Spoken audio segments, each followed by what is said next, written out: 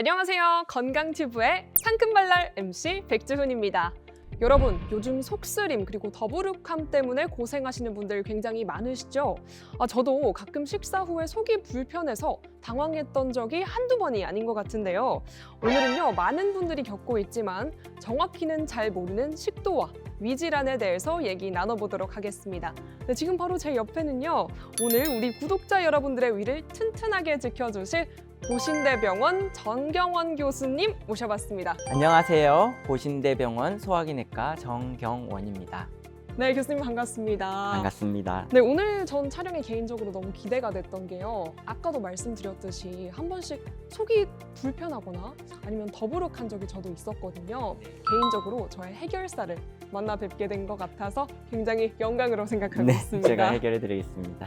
네, 교수님 요즘 주변에 보면요, 역류성 식도염 그리고 기능성 소화불량이다라는 증상을 호소하시는 분들이 굉장히 많은 것 같은데요.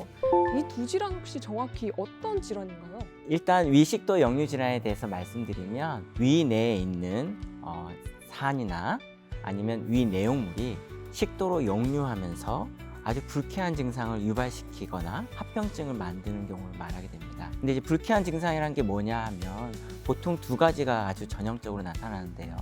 첫 번째는 위산이 역류하면서 식도를 계속 건들게 되면서 아주 가슴 쓰림, 어떻게 말하면 흉부자결감? 좀 어려운 단어죠. 영어로는 heartburn이라고 이렇게 표현을 하는데 이게 타는 듯하다고 표현을 환자들이 합니다. 두 번째는 이제 역류 자체입니다. 역류 자체인데 산이 역류하기 때문에 약간 트림인데 약간 신맛이 나는 느낌? 산 역류라고 표현하기도 하고요. 이런 전형적인 두 가지 증상이 주로 나타날 때 우리가 위식도 역류 질환이라고 하고요. 그 외에 비전형적인 증상도 있는데요. 목에 이물감이 좀 있다든지 아니면 신목소리가 아침에 막 난다든지 그 다음에 이제 심장은 괜찮은데 흉통이 느껴지는 사람도 있고요. 그 다음에 이제 기침이라든지 그 다음에 천식 증상 이런 것들이 나타나는 비전형적인 증상도 있습니다. 저도 듣다 보니까 해당하는 증상들이 몇 가지가 있는 것 같은데요.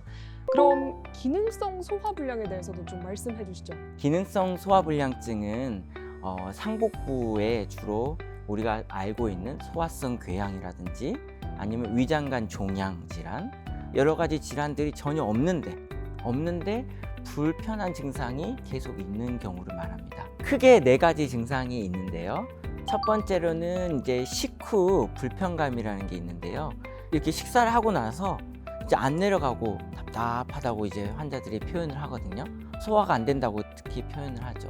두 번째로는 이제 조기 만복감이라는 게 있는데 소화 안 되는 거랑 별개로 이제 조금밖에 안 먹었는데 이제 다 먹은 것 같아. 이제 소화가 안 돼. 더 이상 안 들어가. 이렇게 표현하는 경우가 있습니다. 요게 이제 두 가지를 우리가 얘기를 했을 때 식후 고통 증후군이라고 우리가 표현을 하고요. 나머지 두 가지가 또 있는데요. 한 가지는 상복부 불편감. 계속 배가 아프다고 표현을 하고요. 하나는 이제 상복부 쓰림감. 이렇게 표현을 합니다. 그 두 가지는 이제 명치 고통 증후군, 명치 통증 증후군이라고 해서 명치가 아프다고 주로 표현을 합니다. 그럼 지금 교수님께서 위식도 역류 질환 그리고 기능성 소화불량 이 두 가지에 대해서 말씀을 해주셨는데요. 사실 저는 아직까지 이 두 개가 어떻게 다른지 잘 모르겠거든요. 혹시 이 두 가지의 차이점을 좀 말씀해 주실 수 있나요? 위식도 역류 질환과 기능성 소화불량증의 차이는 발생 기전의 차이가 가장 크다고 할 수 있겠습니다. 위식도 역류 질환은 결국은 위산이 식도로 역류하면서 여러 가지 증상을 나타낸다고 할 수가 있고요. 기능성 소화불량증은 이런 다른 질환이 없는 상태에서 위장 운동 자체가 느려지거나 이상이 생기는 경우 또한 이제 위장의 과민성 때문에 생기기도 하거든요. 그래서 약간의 발생 기전의 차이가 있다고 할 수 있겠습니다. 네, 여러분 오늘 정경원 교수님께서요, 식도와 위질환에 대해 몰랐던 사실 하나하나 다 알려드릴 예정이니까요. 여러분 또 요즘에 위장 안 좋으신 분들 굉장히 많은 것 같습니다. 그만큼 궁금한 점도 정말 많으실 것 같은데요. 여러분 댓글 많이 남겨주시는 거 잊지 않으셨죠? 네, 여러분 오늘도요, 우리 건강튜브의 영원한 친구 올드머그와 함께합니다. 네, 우리 교수님께서도 함께 들어주고 계시는데요. 네, 교수님 커피향 너무 좋지 않습니까? 네, 너무 좋습니다. 사실 없고요. 네, 그럼 우리 본격적으로 건강 튜브 한번 시작해 보도록 하겠습니다. 여러분의 위 건강을 책임지는 우리는 건강 튜브. 네, 교수님, 제가 알기로는요, 이 두 가지 질환이 좀 중장년층에서 많이 발생한다 이렇게 알고 있었는데요. 최근 들어서 2030 세대에서도 굉장히 많이 발생을 한다고 또 들었습니다. 이 역류성 식도염 발생하는 이유가 뭔가요? 역류성 식도염이 이제 발생하는 이제 기전은 여기 한 번만 보시면 여기가 이제 하부 식도 관략근이라고 있는데요. 여기가 원래는 정상적으로 조여져 있습니다. 그래서 여기에 있는 위산이 역류하는 것을 막아주고 있습니다. 또한 여기에 이제 횡격막이 이렇게 붙어 있거든요. 횡격막 근육 자체도 위식도 역류를 막아줄 수 있게끔 다리 역할을 합니다. 여러 가지 이제 막아주는 기전이 정상적으로 있지만 이것을 거스르는 이제 여러 가지 상황들이 이 질환을 일으키게 됩니다. 아, 그럼 혹시 소화불량도 좀 같은 기전으로 발생하는 건가요? 소화불량증은 조금 다른데요. 소화불량증은 이제 십이지장과 약간의 연관성이 있다고 알려져 있어서 위산이 나와서 십이장으로 내려갔을 때 십이장에서 위장 감각기관이 너무 과민하게 반응하면서 위장 운동이 이제 저하되는 겁니다. 그러면 위에서 십이장으로 음식이 잘 내려가야 되는데 못 내려가는 경우가 생기는 경우가 많고, 위장이 좀 과민하고 스트레스에 약하신 분들은 특히나 그런 증상이 좀 더 심하다고 알려져 있습니다. 네, 보통 우리가 이 두 가지 질환을 겪으면 이 명치 쪽이 좀 답답하다, 아니면 가슴이 꽉 막히는 것 같다, 뭐 이런 증상을 호소하시곤 하는데, 이 두 가지 질환과 다르게 정말 가슴이 답답하다, 아니면 심장 쪽에 문제가 있어서 이런 증상을 호소하는 거는 좀 어떻게 구분을 하나요? 일단 위식도 역류 질환도 아까도 말씀드렸다시피 심장과는 관련이 없는 흉통이 올 수도 있거든요. 항상 이거를 두 개를 감별하는 게 가장 중요합니다. 그렇지만 심장 관련 질환은 첫 번째로는 위험인자를 많이들 가지고 계시고요. 중장년층에 또 운동과 연관이 많습니다. 심장은 무리를 줬을 때 심장이 뛰는 것 자체가 무리가 가고 그때 통증을 유발시키는 경우가 많기 때문에 시민성 통증인지 비시민성 흉통인지를 좀 감별하는 게 좋고, 그러기 위해서는 이제 가끔은 심전도를 측정하든지 아니면 내시경 검사하든지 이런 이제 여러 가지 검사 기법도 조금 필요할 수 있겠습니다. 아, 그리고 대한민국 국민이라면요, 누구나 이 속쓰림을 경험하실 것 같거든요. 아무래도 좀 빨리빨리 사회다 보니까요. 네, 그럼 이 두 질환의 유병률은 늘어나는 추세겠죠? 줄어들진 않겠죠? 네. 위식도 역류 질환 같은 경우에는 건강검진을 받은 사람들을 대상으로 분석을 했을 때 2000년대에는 한 6% 정도 나왔거든요. 근데 2010년대에는 15% 정도로 2배 이상 증가하는 것으로 알려져 있고요. 기능성 소화불량증은 이제 우리가 설문조사로 많이들 체크하거든요. 그랬을 때 보통 10명 중에 1명 정도 우리가 확인할 수 있습니다. 야, 10명 중에 1명이면 거의 대부분의 국민들이 앓고 있다고 봐도 될 것 같은데요. 아, 제가 아까도 말씀드렸듯이 저도 왜 한 번씩 속이 더부룩하고 좀 답답한 경우가 많았었는데요. 이런 증상이 계속 반복이 되다 보니까 그냥 방치를 하게 되더라고요. 그냥 이렇게 놔둬도 되는 건가요? 실은 이제 기능성 소화불량증의 정의에 불쾌한 증상이라고 표현되어 있거든요. 그럼 우리가 10점 만점이면 한 4점에서 6점 정도를 불쾌하다고 이제 환자분에게 표현하는 것을 물어보는데, 이 정도를 견디고 살면 삶의 질이 많이 떨어집니다. 그래서 증상이 심하고 어느 정도 본인이 사회생활을 하거나 일상생활을 할 때 불쾌하다고 느끼면 진료를 받고 필요한 조치를 하면 조금 삶의 질이 더 향상될 수 있을 것 같아요.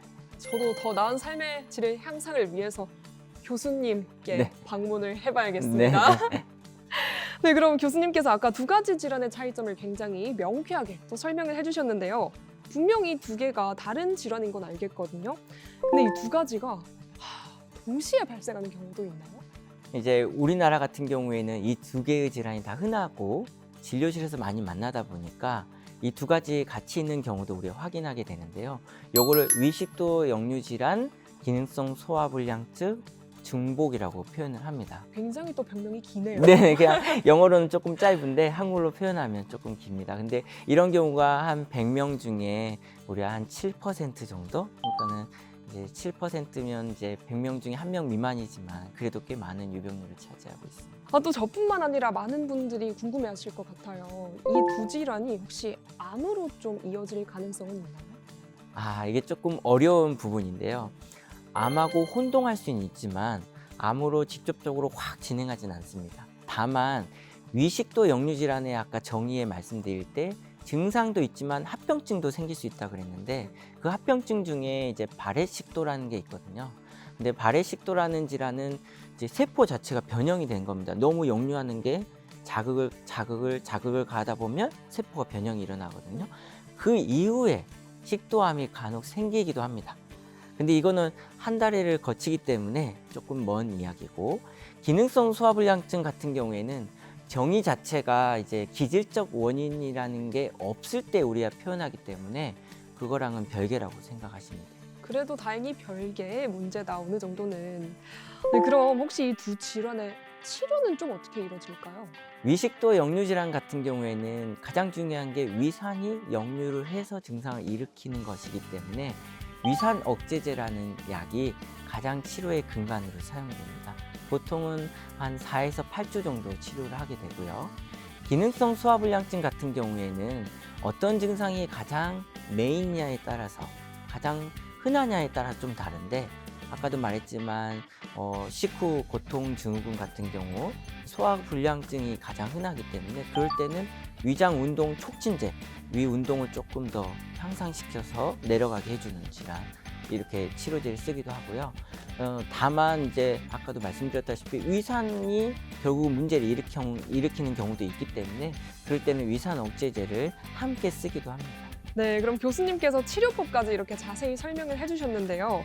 이제는 치료법보다 더 중요한 예방법을 알려주셨으면 좋겠거든요. 많은 분들이 굉장히 궁금해하실 것 같은데 이런 불편한 증상들을 혹시 어떻게 미리 예방을 할 수 있을까요? 일단은 식생활 습관에서 가장 이제 고쳐야 되는 게 많은데, 우리나라 국민들은 대부분 식사를 좀 빨리 하는 편입니다. 그래서 천천히 식사하는 게 가장 어렵지만 가장 중요하다고 할 수 있겠습니다. 역류성 식도염 같은 위식도 역류질환뿐만이 아니라 기능성 소화불량증 모두 식사를 좀 천천히 하고, 그 다음에 이제 자극적인 음식을 좀 피해야 됩니다. 결국은 자극적인 음식들이 들어가게 되면 여기서 느끼는 감각이 따갑다 느낄 수도 있고요. 그런 것들이 역류할 때는 더 증상이 아플 수도 있고. 네, 자극적인 음식이 더 맛있는 법입니다. 네, 맞습니다. 이게 힘듭니다, 고치는 게. 네네. 네, 여러분, 이 두 가지 질환은요, 무엇보다 약을 먹지 않아도 이 생활 습관 그리고 식습관으로도 조절이 가능하니까요. 우리 미리 예방하는 건 어떨까요? 위에 대한 시청자분들의 궁금증을 OX 퀴즈로 풀어보는 시간입니다. 건투 OX 퀴즈! 소화가 안 될 때 탄산음료를 마시면 도움이 된다? 근데 이건 제가 봐도 오답인 것 같거든요. 네네. X 맞죠? 네, 맞습니다. X입니다. 실은 이제 탄산음료를 먹으면 트름이라는 게 자주 나오기 때문에 소화가 되는 것 같지만 기본적으로 위 안을 팽창시켜서 더 더부룩감이 나중에는 지속될 수가 있습니다. 그럼 혹시 트름이 자주 나오는 거는 위장에 좀 안 좋은 건가요? 문제가 있다는 건가요? 일단은 어느 정도 트름이라는 것은 위 안에 음식물이 소화되면서 가스를 만들기 때문에 나올 수밖에 없는 건데, 그게 자주 나온다는 것은 소화 능력이 좀 떨어지거나 아니면 장내의 미생물이 조금 다르다던가 여러 가지 이제 이유가 있는데, 너무 자주 트름을 한다는 것은 이제 소화 기능이 좀 떨어져 있는 사람들에게 더 많습니다. 두 번째 질문 드려보도록 하겠습니다. 혹시 위장 질환과 우울증은 상관관계가 있나요? 네, 정답은 O입니다. 우리 이제 뇌하고 장은 연결되어 있다고 표현합니다. 그래서 뇌 이상이 있으면 위식도 역류질환이라든지 기능성 소화불량증 증상이 나타날 수도 있고요. 그 다음에 위나 식도에 문제가 있을 때는 스트레스로 인해서 우울증도 연관이 있다고 되어 있습니다. 특히나 이런 스트레스를 받으면 자율신경계의 균형이 깨집니다. 그래서 위산 분비가 많이 늘어나서 스트레스 많이 받으면 막 속이 더 쓰리잖아요. 네, 저도 그럴 그런 때 적이 있었습니다. 쉽게 위산이 네. 역류하면서 위식도 역류질환을 일으킬 수 있습니다. 그래서 심한 환자들은 결국은 위산 억제제를 아무리 써도 증상 호전이 없어서 아주 작은 용량의 항우울제를 사용하기도 합니다. 이게 약까지도 쓸 수 있다는 말씀. 결국 몸이 보내는 신호를 무시하면 마음까지 다칠 수 있다는 말씀으로 들리는데요. 네, 여러분 어떻게 보면 장 건강을 챙기는 게 멘탈 관리의 시작인 것 같습니다. 3번 질문 이거 굉장히 저도 궁금했는데요. 체했을 때 손을 따는 게 효과가 있다. 제가 초등학생 때 뭔가 체한 것 같아 이러면 어르신들께서 손을 따주곤 하셨거든요. 이거는 혹시 정답이 어떻게 될까요? 실은 이제 의사 입장에서는 X인데 실은 저도 손을 따본 경험이 있고 어렸을 때 대한민국 국민이라면 네, 모두 네네. 경험이 있을 것 같습니다. 그러니까 민간요법으로 효과는 이제 확실하게 입증된 건 아니기 때문에 의학적인 것으로는 위장 기능의 회복과는 관련이 없습니다. 다만 이제 사람들이 다 해본 것처럼 많이들 해보고 있는 것 같습니다. 네, 여러분 정답은 X였습니다. 속 안 좋다고 괜히 손 따고 그러지 마시고요. 그냥 우리 고신대병원 정경원 교수님께 찾아가시는 게 더 현명한 방법인 것 같습니다. 다음 질문 드리도록 하겠습니다. 아까 전부터 이것도 궁금했던 건데요. 혹시 짠 음식이 위에 더 안 좋은가요? 아니면 매운 음식이 위에 더 안 좋은가요? 일단은 둘 다 안 좋은데 오늘의 주제는 위식도 역류질환과 기능성 소화불량증이기 때문에 이럴 때는 자극적인 음식인 매운 음식이 조금 더 증상을 유발시킬 가능성이 높습니다. 왜냐하면 위산이 분비를 많이 시키기 때문에 더더군다나 그렇고요. 다만 짠 음식은 위장의 세포를 조금씩 망가뜨릴 수 있어서 이제 위암에 유발할 수 있는 원인 인자가 될 수 있기 때문에 이 소금, 짠 음식 조금 줄이라고 돼 있습니다. 그럼 다음 질문으로 넘어가 보도록 하겠습니다. 물을 많이 마시면 음식물 소화가 안 된다? 식사할 때 물을 굉장히 많이 마시거든요. 이게 안 좋은 건가요? 아니면 어떤가요? 물을 마시면 음식물 소화가 잘 된다는 X입니다. 왜냐하면 물을 이제 식사 중에 과도하게 먹으면 결국은 위산이라는 게 나와서 위액이랑 같이 음식물을 소화시키는 역할을 하거든요. 그럴 때 이제 소화의 효율성을 이런 물이 떨어뜨릴 수가 있습니다. 그럼 식사 중엔 수분 섭취가 좋지 않다는 말씀이신데 그럼 혹시 식사 전에는 좀 어떤가요? 이게 조금 연구가 약하긴 하지만 식사 전에 어느 정도 좀 종이컵 한 컵 정도의 소량의 물을 먹는 것은 위액의 분비를 자극을 시킬 수 있다고 알려져 있어서 일부 도움이 될 수 있습니다. 네, 그럼 마지막 질문입니다, 교수님. 수면 시 왼쪽으로 누워서 자면 위에 좋다. 저도 이런 말 되게 많이 들었거든요. 이게 오른쪽으로 누워 자는 것보다 왼쪽으로 누워 자는 게 더 좋다라는 말을 들은 적이 있거든요. 네네. 어떤가요? O입니다. 수면 시 왼쪽으로 누워서 잔다는 것은 결국은 여기 보시면 위가 요렇게 이제 들어가 있거든요. 왼쪽에. 왼쪽으로? 예. 오른쪽엔 간이 주로 있거든요. 그래서 왼쪽으로 누워서 자면 이 위식도 역류하는 가능성이 좀 떨어집니다. 떨어져 있기 때문에 음식물이 이쪽에 고이기 때문에요. 그래서 왼쪽으로 누워 자는 것이 역류를 어느 정도 방지할 수 있다. 그럼 혹시 똑바로 이렇게 천장을 보고 누워 자는 것보다 왼쪽으로 돌아 누워 자는 게 더 좋나요? 실은 똑바로 누워 자는 거, 왼쪽으로 누워 자는 거 이런 거 연구를 많이 해본 적은 없습니다. 네. 그렇지만 오른쪽으로 누워 자는 것보다는 왼쪽으로 누워 자는 것이 역류가 적다는 것은 연구가 되어 있습니다. 환자분들이 심한 경우에는 똑바로 누워서 못 잡니다. 너무 이게 역류를 네. 많이 해서. 그래서 그럴 때는 왼쪽으로 누워 자거나 아니면 상체를 조금 더 올려가지고 머리를 좀 올린 채로 자는 분들도 있습니다. 네, 오늘 건강튜브 위 질환에 대해서 심도 있게 다뤄봤습니다. 네, 교수님 명쾌한 설명 감사드리고요. 혹시 우리 구독자 여러분께 한 말씀 부탁드리겠습니다. 이렇게 좋은 자리에 초대해 주시고 위 질환에 대해서 조금 설명할 수 있어서 참 좋은 기회였는데요. 이거를 보시는 구독자 여러분 보시고 역류성 식도염이나 위식도 역류질환 증상이라든지 기능성 소화불량증 증상이 있다면 바로 병원에 가서 진료를 받으면서 삶의 질을 향상시키는 치료를 받기를 원합니다.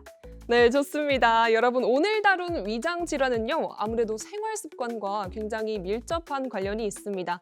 그래도 작은 변화로 더 건강해질 수 있다는 사실 잊지 마시고요. 위에 대한 궁금증이 있다면 우리 댓글창 언제든지 여러분의 댓글 환영하고 있습니다. 많은 관심 부탁드리고요. 다음 시간에도 여러분을 책임지는 유익한 정보로 돌아오도록 하겠습니다. 네, 그럼 교수님, 우리 구호 외치면서 마무리해보도록 하겠습니다. 여러분의 건강한 위를 응원하는 우리는 건강 큐!